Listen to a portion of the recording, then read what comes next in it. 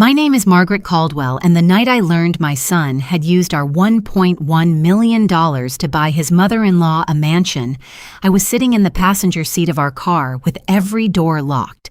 My husband Robert held his phone between us. On the screen was a photograph of a framed property deed hanging inside the house we had just paid for. I enlarged the image with 2 fingers. Our son's name was not there. His wife's name was not there either. The sole owner was Kensington Residential Holdings LLC, Gloria Kensington's company. Gloria was my daughter-in-law's mother. For several seconds, I could hear nothing except my own breathing. Then Robert looked at me and asked the one question that changed everything. "Margaret, did you ever see the final recorded deed?" I had not. Let me go back. Robert and I had been married for 43 years. We had built Caldwell freight systems from one used delivery truck, a rented warehouse bay, and more optimism than common sense. In the beginning, Robert drove. I did everything else. I answered phones from our kitchen table, balanced invoices after midnight, negotiated fuel contracts, while our son slept in a crib beside my desk and calculated payroll by hand because we could not afford accounting software. People often assumed Robert had built the company because his name appeared beside mine on the first trucks. Robert never encouraged that assumption. Whenever someone called me the woman behind the business, he corrected them. "She isn't behind it," he would say. "She's the reason it still exists." By the time we reached our 60s, Caldwell Freight had 12 distribution centers, more than 400 employees, and annual revenue large enough that newspapers occasionally called us a family success story. That phrase always made me uncomfortable. Success stories leave out the missed birthdays, the emergency loans, the winters when one broken engine could have ended everything. They also leave out the mistakes parents make when love convinces them caution is unnecessary. Our only son, Ethan, was 39. We paid for his undergraduate degree, his MBA, and a wedding that cost more than our first warehouse. 3 years earlier, I appointed him chief financial officer. I told myself he had earned it. The truth was more complicated. Ethan was intelligent, polished, and confident in rooms full of people, but he also carried a quiet resentment toward the company, as though inheriting opportunity meant he had never been given credit. His wife Vanessa understood that resentment better than anyone. She knew how to touch it without appearing to push. "Your mother still checks every decision. She says she trusts you, but she never really lets go. You'll always be treated like the founder's son instead of the man running the future." I heard versions of those remarks over the years, usually delivered with a smile. Still, I wanted to believe they were ordinary tensions. Families survive ordinary tensions. The house was supposed to help. Ethan and Vanessa told us they wanted to start a family but needed a permanent home first. They found a stone estate in Barrington Hills outside Chicago. 6 bedrooms, 7 bathrooms, a guest house, heated pool, and long curved driveway lined with old maples. The purchase price was $2.45 million. Robert and I agreed to contribute $1.1 million, not as an inheritance, not as payment for affection, as help. The remaining cost, Ethan said, would be covered by a mortgage based on his income and Vanessa's investments. I reviewed the preliminary closing packet. Ethan Caldwell and Vanessa Caldwell were listed as buyers. The funds went directly from our family trust into the escrow account of a licensed closing company. Everything appeared clean. That was why the housewarming felt wrong from the moment we arrived. Luxury cars filled the circular drive. Valets moved between headlights. A string quartet played near the marble staircase. Servers carried trays of champagne through rooms that smelled of fresh paint, polished wood, and white roses. But Ethan and Vanessa were not acting like new homeowners. Gloria was. She stood in the foyer wearing an ivory silk gown and an emerald necklace, directing staff with one raised finger. "Move the orchids closer to the staircase. Those glasses belong in the library. Please do not let anyone near the East Terrace until the heaters are working." My East Terrace, my library, my house. She used those words casually. At first I told myself it was vanity. Gloria had always carried herself like a woman who expected a room to rearrange itself around her.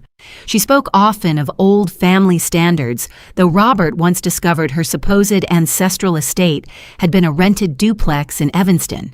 I tried to ignore her. I looked for Ethan. He stood near the fireplace in a dark suit talking to two bankers. When our eyes met, he looked away. I approached him once. Vanessa appeared immediately. "Margaret, you have to see the conservatory. I'd like to speak with Ethan first. He's handling guests. Later." Her hand touched my elbow, gentle but controlling. The second time, Ethan excused himself before I reached him. By the third, I stopped trying. Robert noticed too. "He looks frightened," he murmured. "He looks guilty," I said. We had been inside nearly 40 minutes when Robert left to find the downstairs restroom. 10 minutes passed. Then 15. I was standing near the dining room when he appeared at the end of the hallway. His face had lost all color. Robert had stood beside me during bank failures lawsuits and the night a warehouse roof collapsed under snow. I had seen him afraid exactly twice. The second time was that night. He crossed the room and gripped my wrist. "We need to leave." "What happened?" "Not here." "Robert." "Now Margaret." We walked out without coats. The February air hit my bare arms like ice. Robert did not speak until we were inside the car with the doors locked. Then he showed me the photograph. He had gone upstairs after finding the downstairs restroom occupied. On the way back, he passed Gloria's private study. The door was open. Inside, 4 women stood beneath a framed document while Gloria held a champagne glass and laughed. Robert stepped closer. The document was the recorded deed. Kensington Residential Holdings LLC, sole owner. He had also photographed a framed Illinois LLC certificate beneath it. Gloria Kensington, sole managing member. I stared at the screen until the words blurred. "There may be an explanation," I said, though I no longer believed it. Robert looked at me with 43 years of honesty in his eyes. "Then call Ethan." I did. The phone rang twice. A woman answered. "Oh, Margaret." Gloria's voice was warm with satisfaction. "Ethan is busy helping me arrange furniture in the master suite." I could not speak. She gave a small laugh. "And thank you for the house. It is far more generous than I expected." The line went dead. I sat completely still. We had given our son $1.1 million to build a home for his family. Instead, we had purchased his mother-in-law an estate. And somewhere inside that house, our son was helping her move in. I did not sleep that night. Robert tried. He lay beside me in the dark, turning carefully every 20 minutes, as though he believed stillness might eventually persuade his body to rest. I could hear the faint rhythm of his breathing, the distant hum of the furnace, and the dry winter branches brushing the bedroom window. I sat upright against the headboard with my laptop open across my knees. The county recorder's website confirmed what the frame deed had already told us. The Barrington Hills property had closed 22 days earlier. The original buyer line listed Ethan Caldwell and Vanessa Caldwell. 3 days before closing, an amendment changed the purchasing entity to Kensington Residential Holdings LLC. The amendment bore an electronic authorization from the funding party, me, except I had never signed it. I downloaded every page. The transfer instructions, the closing statement, the LLC registration, the filing timestamp. At 2:17 in the morning, our printer began feeding paper into the quiet office, one sheet at a time. Robert stood in the doorway wearing his robe. "You found it." "Yes." He came closer. I showed him the amendment. He read it twice. "That is your signature. It is an image of my signature." He looked at me. "There's a difference." "There will be in court." I placed the documents inside a manila folder and closed it carefully. Robert rested both hands on the back of the chair. "We should call the police." "Not yet." "Margaret, they forged your authorization." "I know. They stole more than $1 million. "I know that too." His voice tightened. "Then what are we waiting for?" "An explanation." He stared at me. "After Gloria answered Ethan's phone, not because I believe there is an innocent explanation. I stood and faced him, because I want to hear which lie they chose." At 6:20 the next morning, I drove to Caldwell Freight Systems. The sun had barely risen. Frost covered the employee parking lot silver under the security lamps. Our headquarters sat beyond it, 6 stories of steel glass and brown brick, built around the original warehouse Robert and I had leased in 1984. I still remembered the first payroll Friday.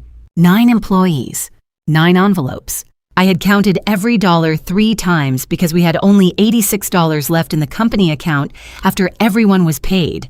Now more than 400 families depended on those accounts being handled honestly. That thought stayed with me as I entered the executive floor. Ethan's assistant had not arrived yet. His office door was closed, but light showed beneath it. I knocked once and entered. Ethan sat behind his desk with coffee in one hand and his phone in the other. His tie hung loose around his collar. He looked up sharply. Mom. Not mother. Not Margaret.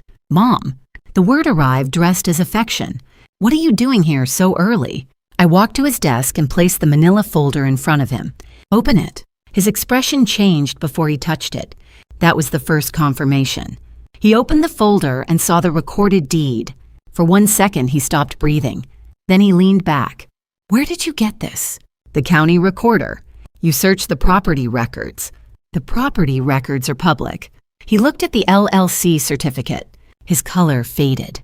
I sat across from him. Explain why my $1.1 million purchased a house owned entirely by Gloria Kensington. Ethan's eyes moved toward the door, then back to me. It's a temporary structure. Go on. He cleared his throat. The house is being held through an LLC for tax and liability reasons. Whose liability? Ours. You do not own the LLC. Not yet. The answer came too quickly. He reached into a drawer and pulled out a black presentation folder. I was going to walk you through this after the 90-day holding period. He opened it to a page full of charts and percentages. Kensington Residential Holdings is functioning as a transitional asset vehicle. Gloria is the managing member temporarily. Once the federal seasoning period is complete, the deed transfers to Vanessa and me. I looked at the chart.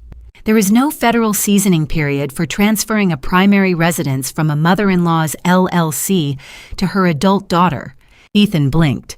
I continued. And moving a property into Gloria's sole company does not reduce gift tax exposure on money I gave you. His jaw tightened. Modern planning is more complex than it used to be.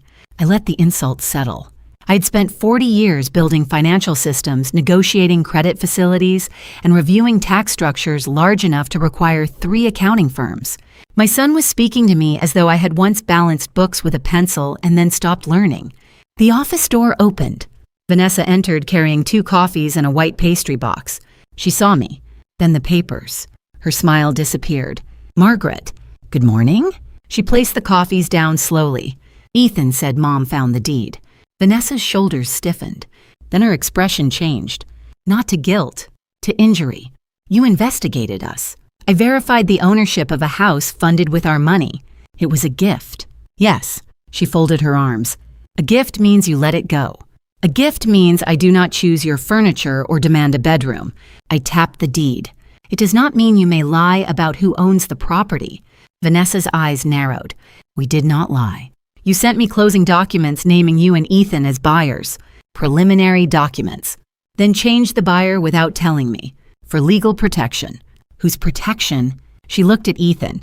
He picked up the explanation again. Gloria's accountant advised us. Name him. A pause. Martin Ellison. Firm. Another pause. Ellison Wealth Strategies. I knew the name, not the firm. Gloria had mentioned Martin Ellison at dinners, usually while describing clients he supposedly represented. I had never seen evidence he existed. Vanessa's voice softened. Margaret, you're reacting emotionally because the title looks unfamiliar. I looked at her. Does fraud look more familiar after 90 days? Her face hardened. This is exactly why Ethan did not want to involve you in every detail. You make everything feel like an interrogation. Ethan stepped in. Mom, no one stole from you. Then put the deed in your names today. We can't. Why? Because it would disrupt the structure. What structure? He pushed the folder toward me. The pages were filled with impressive language and almost no substance. Asset continuity. Transfer optimization. Intergenerational shielding. Words designed to sound expensive. I understood then that confronting them with logic would accomplish nothing. They were prepared to defend the lie. They were not prepared for me to accept it. I let my shoulders lower. I looked down at the papers. Then I removed my glasses and rubbed my eyes. Perhaps I came in too strongly. Neither of them spoke. I let my voice grow quieter. Last night frightened me. Your father saw Gloria's name and assumed the worst. I suppose I followed him into that fear. Ethan's posture loosened. Vanessa uncrossed her arms. I am tired, I continued. Maybe I no longer understand these structures as quickly as I once did. A glance passed between them. Brief. Triumphant. Ethan came around the desk and rested a hand on my shoulder. It's okay, Mom. His tone had become gentle, patronizing. We should have explained it sooner. Yes, Vanessa said, but we understand why you were confused. Confused? I nodded. I apologize. The relief in the room was immediate. Ethan smiled. Let's put this behind us. I gathered my folder, leaving one copy of the deed on his desk. As I reached the glass office door, I saw their reflection behind me. Ethan had already returned to his computer. His hands moved quickly across the keyboard. On the dark glass, his monitor reflected clearly enough for me to read two folder names, Kensington Consulting, and beneath it, Pension Reserve Adjustment. He dragged both toward an encrypted archive. I kept walking. By the time I reached the elevator, I was no longer thinking about the house. The house had simply shown me where to look. Robert was waiting in the kitchen when I got home. He had made coffee, though neither of us needed more caffeine. The pot sat between us on the island, dark and bitter, sending up thin curls of steam. I placed the manila folder beside it. Well, he asked. They lied. His jaw tightened. About the house. Yes. What did Ethan say? That Gloria's company is a temporary tax structure and the deed will transfer in 90 days. Robert stared at me. Is that even possible? Not the way he described it. And Vanessa, she called me controlling. A humorless smile touched his mouth. That usually means someone does not want questions. I poured coffee and did not drink it. There's more. I told him about the folders reflected in the glass. Kensington Consulting. Pension Reserve Adjustment. Robert's face changed slowly. Not shock this time. Fear. Margaret, what does that mean? I don't know yet. He stood. Then we call the police. Number. You said that last night. And I was right last night. I met his eyes. If we accuse Ethan without proof, he deletes everything. He controls the financial team. He controls daily access. And if he has been moving money through false accounts, he has already prepared an explanation. Robert pressed both palms against the counter. He is our son. I know. The words came out sharper than I intended. I lowered my voice. That is exactly why we cannot make a mistake. At 9:30, I called Elaine Porter. Elaine had represented Caldwell Freight for nearly 20 years. She was 61, precise, discreet, and impossible to impress. When I explained the deed, the false signature, and the folder names, she did not interrupt. When I finished, she said, "Do not access Ethan's computer." I wasn't planning to. Do not remove files, confront staff, or forward anything to your personal email. I understand. Good. As chairwoman and majority shareholder, you can authorize a confidential forensic review, narrow scope, legal hold, independent chain of custody. How quickly? I can have someone start today. She recommended Daniel Ross, a former federal financial investigator who now specialized in pension and corporate fraud. By noon, the engagement letter was signed. By 1, a legal preservation notice had been issued quietly through the board's audit authority. It covered vendor payments, pension transactions, CFO approvals, and corporate email. Ethan would receive only a routine compliance alert. Nothing that suggested he was the subject. That afternoon, Robert and I drove back to Barrington Hills. We brought a crystal vase. It was absurdly expensive and exactly the kind of gift Gloria would appreciate. I carried it like an apology. The estate looked different in daylight, less magical, more calculated. Landscapers were trimming hedges along the drive. A delivery truck idled near the guest house.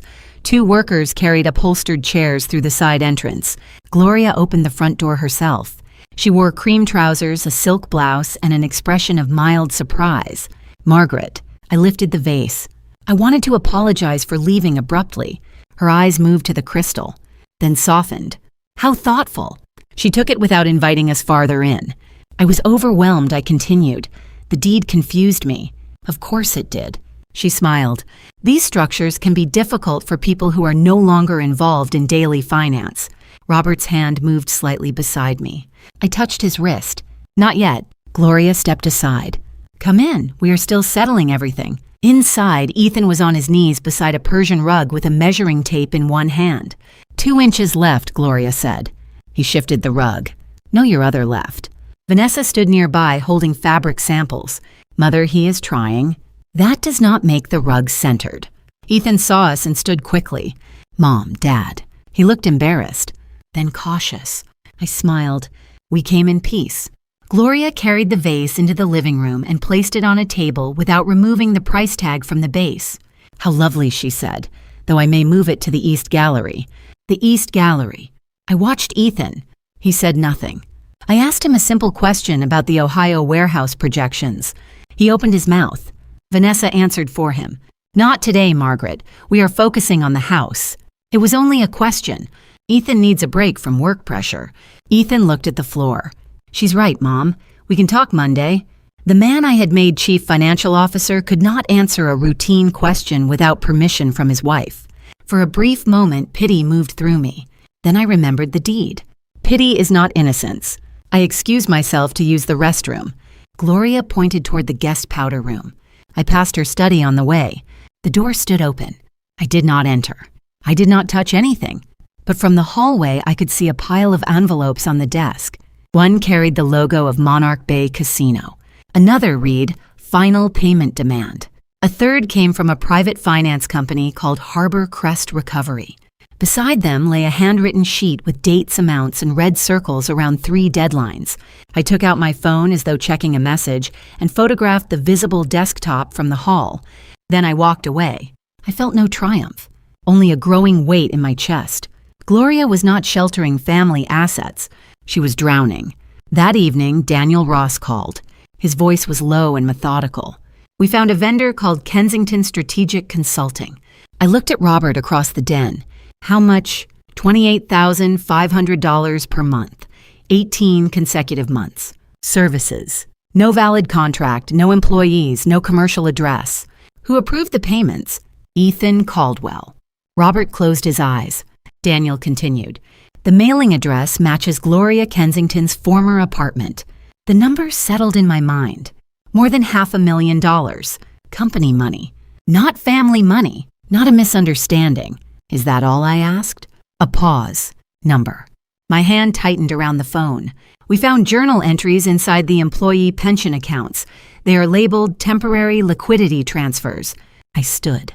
Temporary to where? We're still tracing them. Daniel. His voice became even more careful. Margaret, the preliminary deficit may exceed $3 million. For several seconds, the room disappeared. I saw faces instead. Frank Morales, who drove overnight routes through lake-effect snow. Denise Walker, who had worked payroll for 27 years. The mechanics whose knees and backs had worn down keeping our trucks moving. People who trusted the Caldwell name to mean their retirement would still be there when their bodies finally gave out. I pressed my free hand against the desk. My son may have stolen from me, I said. My voice sounded distant. But if he touched their pensions, he stole from people who trusted my name. Daniel did not offer comfort. That was one reason Elaine had chosen him. I will have confirmed figures by morning. The call ended. Robert came to stand beside me. Could Gloria be forcing him? Maybe. Could he be afraid? Maybe. He looked toward the dark window. He is still our boy. I swallowed. Yes. Then I thought of every approval carrying Ethan's signature. Manipulation may explain how someone steps onto the wrong road, I said. It does not explain why he keeps walking after he sees where it leads. At 11:48 that night, Daniel called again. The confirmed pension shortfall was $3.8 million. The house had not been the crime. It had been the front door, and behind it was a room large enough to hold the stolen futures of hundreds of families. The next morning, Daniel Ross arrived at our home with 2 locked briefcases and the expression of a man who had stopped hoping for a harmless explanation. Elaine Porter came with him. Robert and I sat across from them in the den, the curtains still half closed against the pale winter light. No one touched the coffee I had made. Daniel opened the first case and removed 3 thick folders. The pension deficit is confirmed at $3.8 million, he said. The money was moved through a series of temporary internal transfers, then routed into 2 shell vendors. Kensington Strategic Consulting, I said. One of them. He opened the first folder. The other is Northbridge Asset Services. It has no employees, no operating history, and no legitimate contract with Caldwell Freight. Who owns it? On paper, a registered agent in Delaware. In practice, the payment instructions lead to accounts controlled by Ethan and Vanessa. Robert's face went gray. Daniel placed a chart on the table. Arrows connected pension accounts to operating accounts, then to the shell vendors, then outward again. Some transfers ended at casino debt collectors. Others paid property taxes, renovation invoices, and private loan interest tied to the Barrington Hills estate. My son had not simply stolen from the company. He had used workers' retirement money to maintain Gloria's illusion of wealth. Elaine opened the second folder. There is another problem. I looked at her. Ethan did not want these transfers to lead back to him. She placed several corporate resolutions in front of me. My name appeared at the bottom. My signature, my authority. Except the documents were false. One resolution approved temporary pension liquidity measures. Another authorized emergency vendor payments. A third named Ethan as the executive responsible for carrying out my alleged directives. He copied your digital signature, Elaine said. The metadata shows the files were created from his account. Robert pushed back from the table. He framed her. Yes, the words sat in the room like a door locking. If regulators discovered the missing pension funds without knowing the truth, the records would suggest I had ordered the transfers. The aging founder. The woman who had stepped back from daily operations. The mother whose son was merely following instructions. Daniel turned one more page. There's more. I almost laughed. Not because anything was funny, because the human mind reaches a point where horror becomes repetitive. Elaine slid a draft petition across the table. At the top were the words, "Petition for emergency guardianship and temporary control of business interests." My name appeared throughout. Margaret Caldwell is increasingly forgetful. Margaret Caldwell has demonstrated impaired financial judgment. Margaret Caldwell presents an immediate risk to herself, her family, and the company. I read each sentence slowly. They had contacted a memory care facility in Wisconsin. They had prepared declarations describing imaginary episodes of confusion. They had even listed Robert as emotionally compromised and unable to assess his wife objectively. Robert read that line twice. Then he looked at me. They planned to separate us. Elaine nodded. If the petition were granted even temporarily, Ethan could seek control over your voting shares and restrict access to financial accounts while the court evaluated competency. They could put her in that facility, Robert asked. Not permanently without due process, but an emergency order can create chaos quickly, especially if supported by false medical claims and manufactured witnesses. I kept reading. One paragraph stated that I had recently forgotten names, misplaced car keys, and confused business figures during meetings. None of it had happened. Not yet. That was when I understood what they needed. They did not only need me out of the company, they needed me to look incapable. I closed the folder. What do we do first? Elaine answered immediately. Independent medical evaluation, full cognitive testing, neurological exam. We establish competency before they file. Daniel added, then we preserve every email message and document connected to the petition. And Ethan, we do not confront him yet. I looked at Robert. His eyes were wet. He wants to erase you, he said. Number. My voice was calm. He wants to replace me with a version of me that cannot defend herself. By noon, Elaine had arranged an appointment with a neurologist who frequently testified in competency cases. The evaluation lasted nearly 4 hours. Memory tests, language exercises, reasoning problems, financial scenarios. The doctor asked me to repeat sequences backward, interpret legal language, and explain the company's governance structure. At the end, she removed her glasses. Mrs. Caldwell, your cognitive functioning is above average for your age. Will you put that in writing? I intend to. 2 days later, the sworn report was sealed with Elaine. Then I began giving Ethan exactly what he wanted. At breakfast the following Monday, he stopped by to discuss a quarterly report. I looked up from my newspaper. Michael, did you bring the warehouse figures? Ethan froze. Michael had been my younger brother. He had been dead for 19 years. Mom, Ethan said carefully, it's Ethan. I blinked twice, then pressed my fingertips to my temple. Of course, I'm sorry, I didn't sleep well. His concern appeared instantly, too quickly. He reached for his phone beneath the table. I knew he was making a note.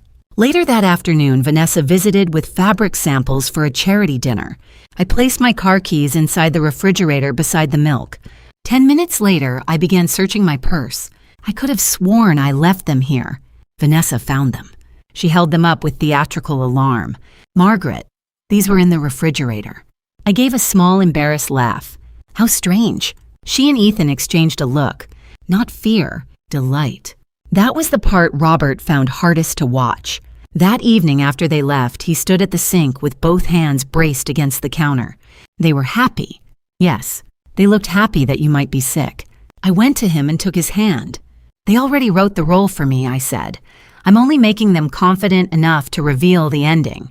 While I performed confusion in daylight, Elaine and Daniel built walls around the company. The board audit committee met under confidentiality.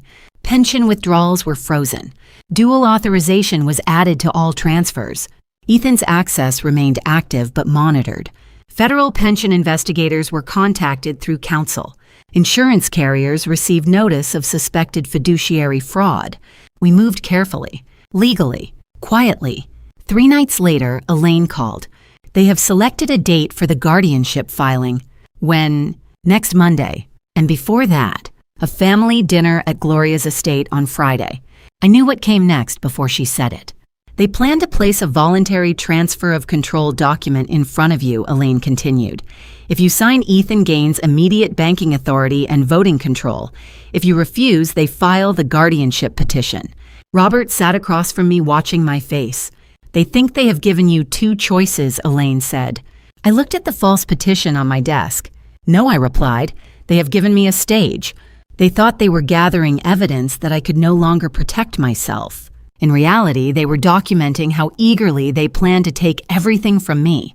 Elaine did not like the word trap. "Evidence plan," she corrected me the next morning. We were seated in her conference room on the 32nd floor of a downtown office tower. Lake Michigan stretched beyond the windows, steel gray beneath a low winter sky. Daniel Ross sat across from us with a laptop open and 3 yellow legal pads arranged in a perfect row. Robert stood near the glass hands in his pockets. "Call it whatever you want," I thought. My son planned to take my company, my legal identity, and eventually my freedom. I intended to let him explain exactly how. Elaine slid a draft document toward me. Across the top, in gold corporate lettering, it read, "Voluntary Transfer of Executive Authority." The language beneath it appeared legitimate. It granted Ethan immediate control over company banking, voting proxies, pension administration, and board appointments. To anyone scanning it quickly, it looked like a complete surrender. In reality, it was not enforceable. Elaine had embedded internal references tying the document to a privileged legal work file. The draft number, metadata, and watermark established that it had never been approved, witnessed, or finalized. "No signature, no legal effect," she said. "Even if someone forges one, the document itself proves prior planning." Daniel turned the laptop toward me. "And your home office security system already records motion and audio." I nodded. We had installed the cameras after a burglary attempt years earlier. The office was private, clearly marked, and covered by our home security disclosure. "We are not asking them to enter," Elaine said. "We are preserving what they choose to do." Robert finally turned from the window. "And if they do nothing?" "Then we stop," I said. "We confront them through counsel and the board." He studied me. "You still hope they'll stop?" I looked down at the transfer document. "I'm their mother. Hope does not disappear just because evidence tells it to." That evening, I placed the document in the center of my desk. My father's gold fountain pen lay beside it. The sight of that pen hurt more than I expected. He had given it to me when Caldwell Freight signed its first major regional contract. "Never sign anything because someone is rushing you," he had said. 40 years later, my son was counting on age to make me forget that lesson. I left the office door partly open. After dinner, Ethan and Vanessa remained in the kitchen with Robert and me. They had stopped by under the pretense of checking on my health. Vanessa watched every movement I made. When I repeated a question about dessert, she glanced at Ethan. He gave the smallest nod. They believed the performance because they wanted it to be true. At 9:30, I pressed my fingers to my forehead. "I'm tired." Ethan's voice softened. "You should go upstairs, Mom." I left some company papers on my desk. His eyes moved toward the hallway. "I'll look at them tomorrow." "No need," I said. "They're probably nonsense. My mind hasn't been clear lately." Vanessa reached over and patted my hand. "Don't worry about anything tonight." Anything. The word almost made me smile. Robert and I went upstairs. We waited 20 minutes. Then we left through the side entrance and entered the car Elaine had arranged at the end of the block. At a downtown hotel, we sat side by side in front of a large monitor connected to the encrypted security feed. Elaine joined by video. Daniel monitored the recording from another location. For nearly an hour, nothing happened. The office remained empty. Streetlight fell across the desk. The gold pen reflected a thin line of light. Robert's shoulder rested against mine. "Maybe they won't," he whispered. I understood what he meant. Maybe they would walk past the open door. Maybe Ethan would look at the paper and remember who had taught him to ride a bicycle, who had sat beside him through childhood fevers, who had given him every opportunity I knew how to give. At 1:14 a.m., the office door moved. Robert stopped breathing. Ethan stepped inside. Vanessa followed him. They did not look hesitant. They looked prepared. Ethan went directly to the desk. He picked up the transfer document and began reading. Vanessa leaned over his shoulder. For several seconds, neither spoke. Then Ethan laughed quietly. "She actually drafted it." Vanessa took the pages from him. "I told you she was frightened." "She's worse than frightened," Ethan said. "She knows she can't keep up anymore." Robert's fingers tightened around mine. Vanessa scanned the authority clauses. "This gives you everything. Banking control, board proxies, pension administration. And after Friday, we file Monday." My stomach turned cold. Vanessa looked toward the open office door. "You're sure the facility is ready? They have a private room available by the end of the month." And Robert, he won't be able to interfere once the guardianship order is in place. We'll say he is emotionally dependent on her and unable to recognize the decline. Beside me, Robert made a sound I had never heard from him before. Not a sob, something lower. The sound of a father hearing his own son discuss removing him from his wife's life. Ethan placed the document back on the desk. "We should get her to sign Friday. What if she refuses? Then the refusal becomes more evidence. We say she is paranoid and irrational." Vanessa smiled. "And if she signs, we take control before the auditors arrive." She lowered her voice. "Then we can move the remaining pension funds long enough to settle Mother's debts." Ethan stared at the signature line. For one terrible second, he picked up my father's pen. Robert leaned toward the screen. Ethan uncapped it. Vanessa caught his wrist. "Not tonight." "Why not?" "Because a forged signature creates risk. Let her do it in front of witnesses. We make it look like her decision." Ethan considered that, then nodded. "You're right." Vanessa placed the pen back exactly where it had been. She looked around the office. "This room used to scare me." Ethan gave a small smile. "It won't belong to her much longer." They left. The door closed softly behind them. For a long time, none of us spoke. Elaine's face remained visible in the corner of the monitor. Daniel's voice finally came through the speaker. "We have it. Conspiracy. Intent. Knowledge of the missing pension funds. The plan to isolate me. All of it preserved in their own voices." Robert covered his face with both hands. I wrapped one arm around him. Inside, something in me was breaking with extraordinary quiet. Until that moment, some part of me had continued searching for another explanation. Pressure, fear, manipulation. A mother can survive evidence for a long time by calling it confusion. But there was nothing confused about the way my son planned my disappearance. The next morning, Caldwell Freight's independent board members met in emergency session. The vote to suspend Ethan as chief financial officer was unanimous. His system access was prepared for immediate termination. Company accounts were protected. The evidence package was secured for investigators.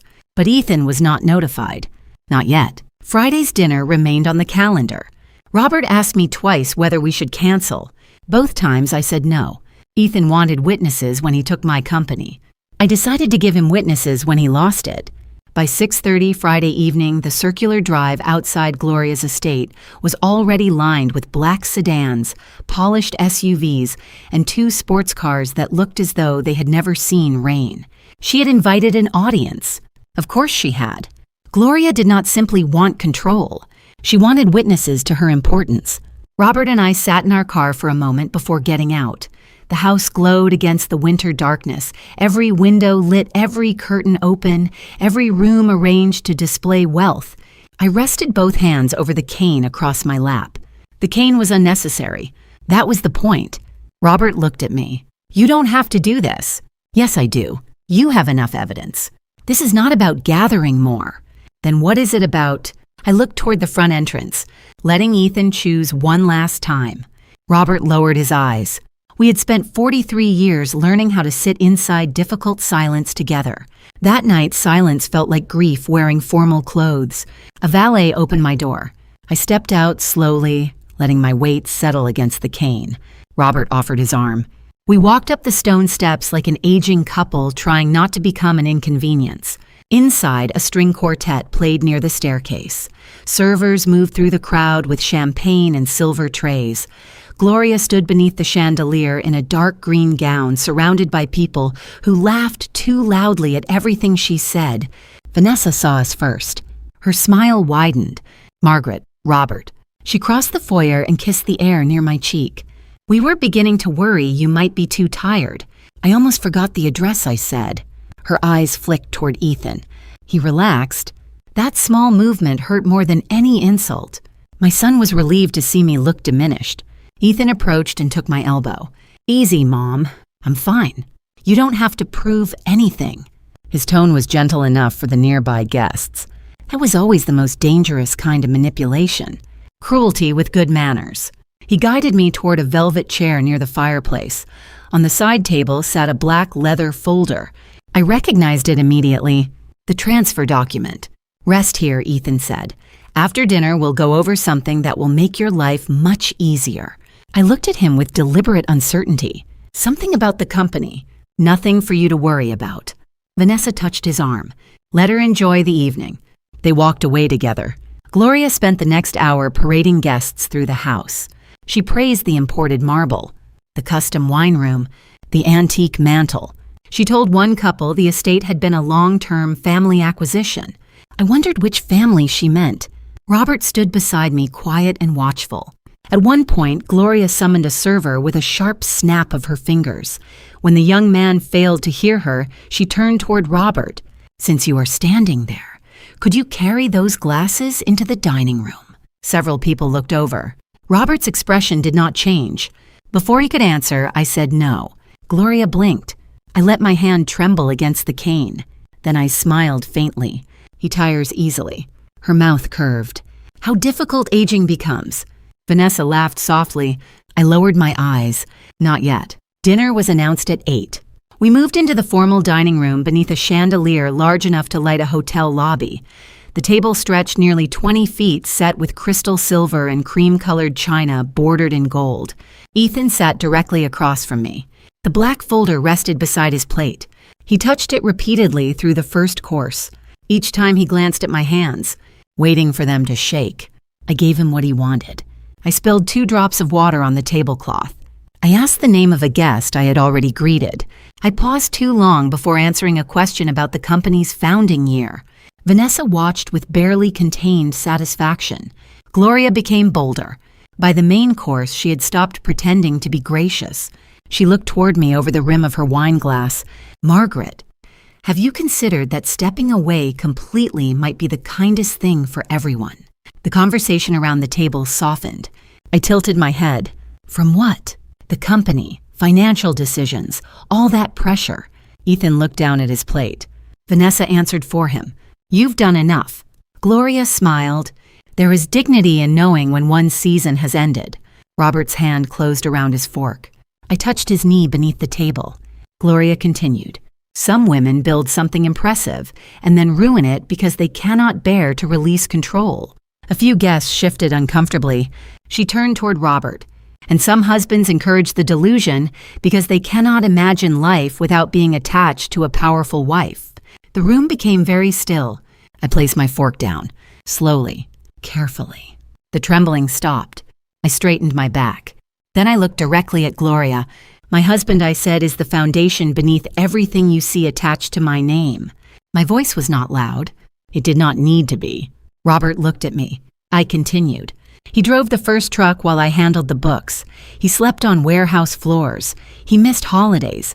He stood beside me when banks refused to lend to a woman who knew more about freight than the men across the table.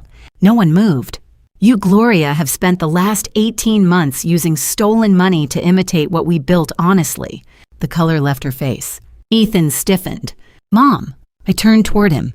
The black folder remained beneath his hand. You wanted to discuss something after dinner. Vanessa spoke quickly. Margaret, you're confused. Number. I folded my hands on the table. For the first time in weeks, I am not pretending to be.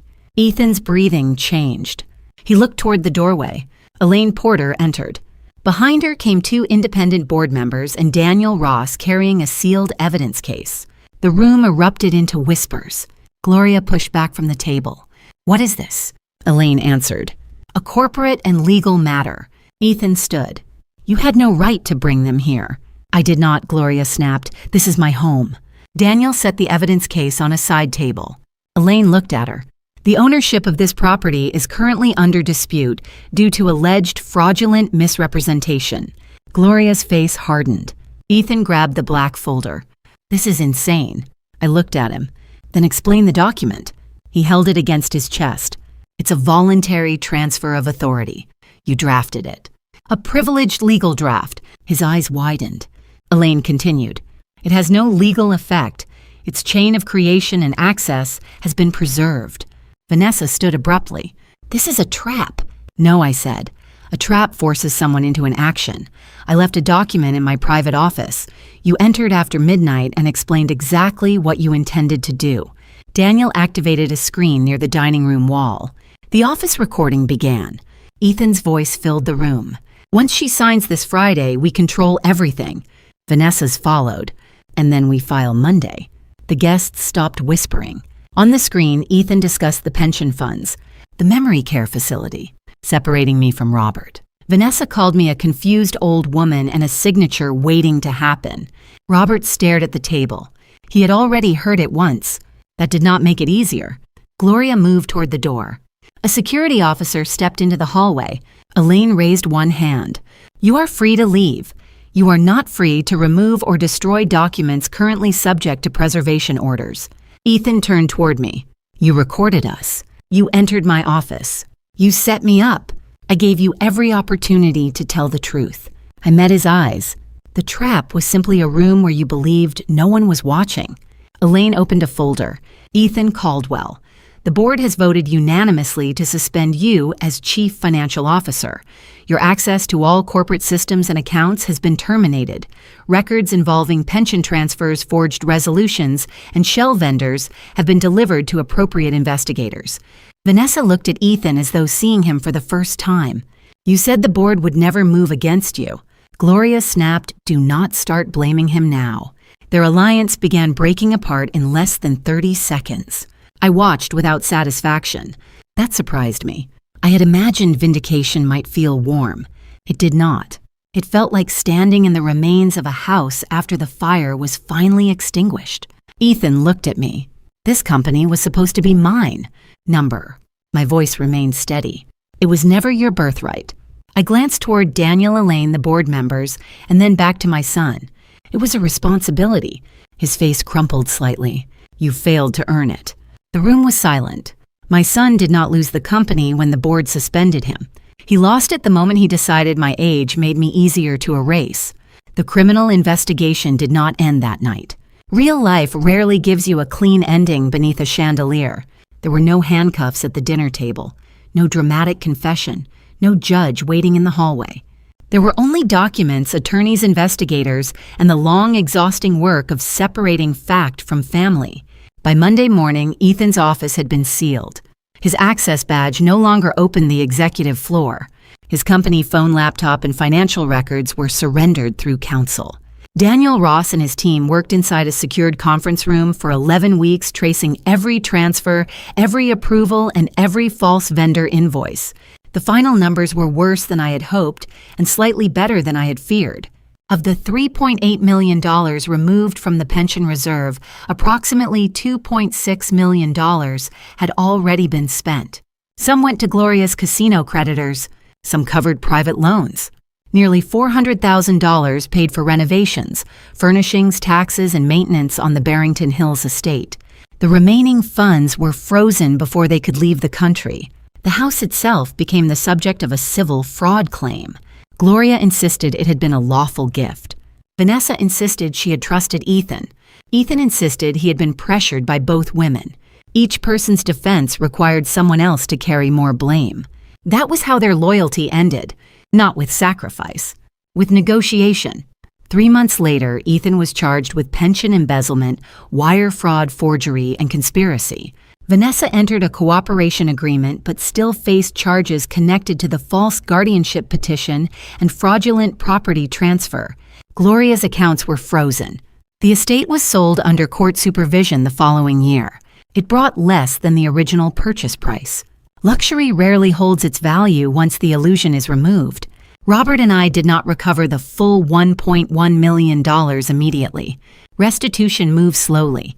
Legal fees do not. But money was no longer the part that kept me awake. The employees were. 1 week after Ethan's suspension, I stood inside our oldest distribution warehouse and addressed nearly 400 people. Drivers in winter jackets, dispatchers holding coffee cups, mechanics with grease beneath their fingernails, office staff who had worked beside me for decades. Their faces were quiet, waiting. I stood on a small platform beneath fluorescent lights and looked at the people whose trust had been violated under my family's name. "I owe you the truth," I began. My voice carried through the warehouse. "A member of my family used his position to remove money from your retirement fund. No one moved. We discovered it. We stopped it. And we are restoring every dollar." A man near the front lowered his head. I recognized him. Frank Morales, 32 years with the company. He had once driven a truck through a blizzard to deliver medical supplies when the interstate was nearly closed. I continued. "Fiduciary insurance will cover part of the loss. Frozen assets will cover more. The company will contribute the remainder." Robert and I had already decided to place part of our personal holdings into the recovery fund if necessary. I did not announce that for applause. I announced only what employees needed to know. None of you will lose the retirement you earned. For a moment, the warehouse remained completely silent. Then Denise Walker, our payroll director, stood. "You found it," she said. Her voice shook slightly. "You did not hide it. Number. You could have protected your son." "Yes, but you protected us." I looked at her. "I should have protected you sooner." Frank raised his head. "You protected us when it counted." That sentence stayed with me. Not because it excused what happened, because it reminded me that responsibility is not the same as perfection. Sometimes responsibility means admitting the breach, repairing the damage, and changing the system, so trust no longer depends on blood. Over the next year, Caldwell Freight changed. We created an independent audit committee. Pension transfers required dual approval from officers outside the family. Vendor ownership was verified annually. No executive position could pass automatically to a relative. And when I selected the next chief executive, I chose a woman named Patricia Monroe, who had spent 26 years in logistics and had never once called herself entitled to anything. I remained chairwoman for 1 year. Then I stepped back on my own terms. That distinction mattered. Robert struggled more openly than I did. He kept an old photograph of Ethan at age 8 on his desk. In it, our son was missing one front tooth holding a wooden truck Robert had built for him. Some evenings, I found my husband staring at it. "He was not always this person," Robert said once. Number. "Do you think we failed him?" I sat beside him. "I think we rescued him too often." That was not the same as creating what he became, but it was part of the truth. We had paid bills he should have faced, explained mistakes he should have owned, opened doors before he had learned to knock. Love had softened consequences until he began believing consequences were something other people endured. Ethan sent letters through his attorney. The first blamed Gloria. The second blamed Vanessa. The third blamed pressure. The fourth was shorter. He wrote, "I knew it was wrong. I kept going because I thought you would fix it if I failed." I read that sentence 3 times. Then I folded the letter and placed it in a drawer. I did not visit immediately. Forgiveness and access are not the same thing. One may come from love. The other must be rebuilt through truth. I updated our estate plan. A portion of our wealth funded employee education and hardship programs. Future grandchildren receive protected trusts that no parent could control. Ethan received no role in the company and no direct authority over family assets. That was not revenge, it was recognition. Robert and I remained in the same modest home we had owned for 34 years. No marble foyer, no east gallery, no driveway full of luxury cars, just the back porch where we drank coffee on Sunday mornings and watched cardinals land on the old fence. One spring morning, Robert asked whether I regretted giving Ethan so many chances. I thought about the question. I regret protecting him from accountability, I said. I do not regret loving him. That was the difference I had learned too late. A mother's love should be deep enough to comfort a child, but it must also be strong enough to refuse participation in his destruction. We gave our son $1.1 million because we believed we were helping him build a home. Instead, we discovered that a home without honesty is only an expensive place to hide betrayal. I did not stop being Ethan's mother when I exposed what he had done. I finally became the kind of mother who would no longer help him escape the life he had chosen. If you have ever had to choose between protecting someone you love and protecting the people they were hurting, there is no painless answer. Share what you would have done in my place. And if you believe family loyalty should never require surrendering, truth, dignity, or accountability, subscribe and join us for more stories about the quiet courage it takes to stand up when those closest to us cross the line.